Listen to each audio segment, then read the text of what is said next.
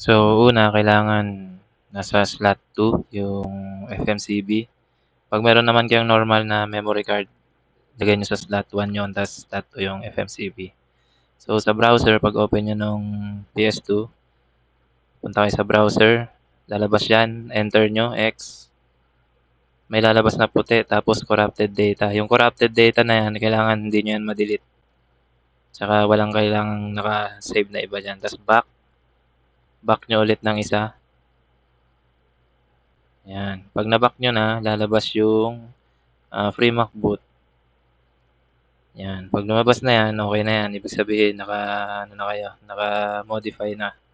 So, 'pag gusto niyo nang maglaro ng PS2 games, punta kayo sa OPL o yung Open PS2 Loader.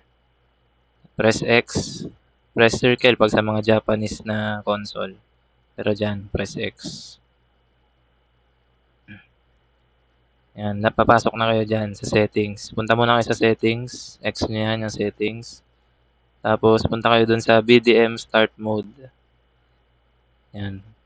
Tapos X nyo yan. Tapos gawin yung auto. Pag auto nyo, X ulit. Tapos baba doon sa OK. Yan. Tapos X ulit. Pag na-X nyo yan, punta kayo sa display. Yan, X nyo. Pag meron kayong mga OPL team, yan, pindutin nyo yung team, X nyo yan. Tapos press down para mapili yung teams na gusto nyo. Yan, tapos X ulit. Tapos punta kayo sa cover art. Yan, i-on nyo yan, X nyo. Yan, para maging on, tapos X ulit.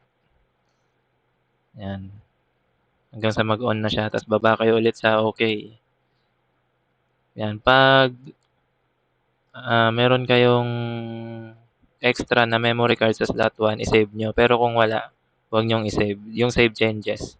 Pag wala kayong ibang memory card, kundi yung FMCB, huwag nyong i-save. Pero kung meron kayong extra memory card sa slot 1, i-save changes nyo. Yun, importante yun. Yan.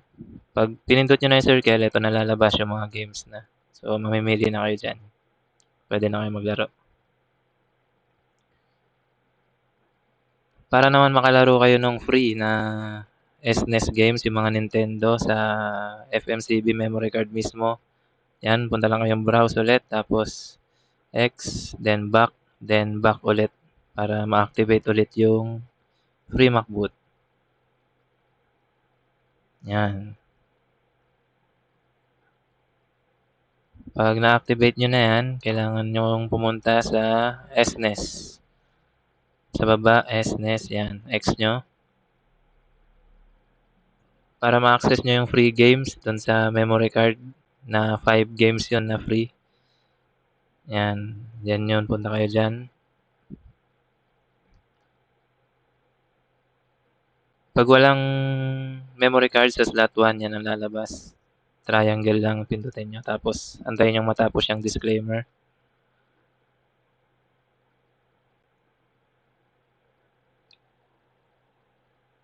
Tapos, punta kayo sa MC1 kasi nasa slot 2. Yung MC1 yan, yung slot 2, yung memory card. Tapos, X nyo, punta sa boot, X ulit. Tapos, SNES games, X ulit. Yan, nalabas na yung free games na 5. Kung bumili naman kayo sa amin ng USB o kaya yung hard drive, nasa USB yun. So, punta kayo sa USB. Yun yung marami na free doon sa HDD or USB. Tapos punta kayo sa SNES games. Yan, X nyo. Yan, dami ng ano yan. Pindutin nyo yung R2 para mabilis yung scroll. Yan, katulad ng ganyan. Yan, pipili na lang kayo ng lalaroin nyo.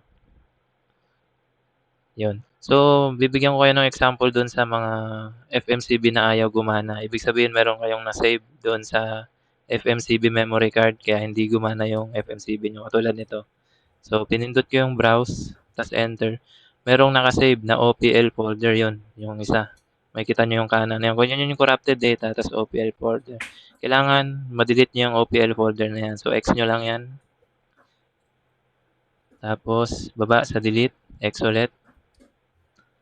Then, yes. So, kailangan ma-delete niyo yung OPL folder na yan. Kailangan ang matira lang diyan yung corrupted data.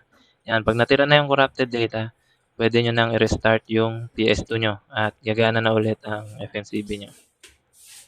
So, gano'n lang naman.